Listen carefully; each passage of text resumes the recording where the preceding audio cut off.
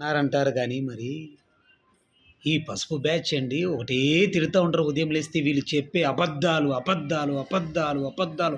ఆ 2 పేపర్‌లు, ఒక 4 టీవీలతో, ఆ సోషల్ మీడియాతో జనాల మెదుళ్ళను తోడేస్తా ఉన్నారు గదండీ!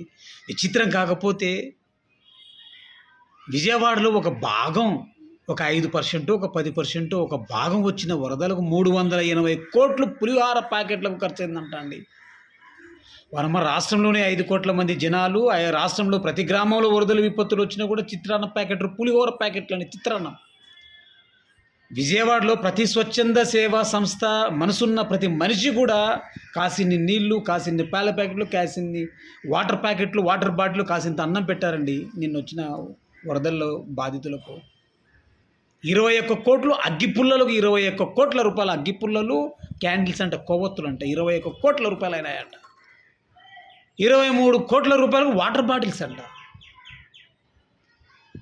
ఉండేదే వాటర్‌లో, వాళ్ళకు 23,00,00,000 వాటర్ బాటిల్స్ అంట. మరీ ఇంత దారుణంగా అంటే సంపద సృష్టి ఇది. అందుకేనేమో మీరు 7,000,00,00,000 పైచిలుకు వరద సాయం ఇవ్వండి, అంత నష్టం వచ్చిందని మీరు కేంద్రానికి లెటర్ రాస్తే, చంద్రబాబు గారు आपका विज़न हमको मालूम है, आप 7,000 करोड़ पूछे तो हमको मालूम है तुम्हारे कितना देना, आप ₹1 खर्च करेंगे ₹7 मेरे मुँह से क्षवరం करेगा అని చెప్పి మోదీ కూడా ఏదో ఒక 1,000,00,00,000, 1,076,00,00,000 సాయం ప్రకటించి చేతులు దులిపేసుకున్నాడు. ఇంత మరీ ఫ్రాడా?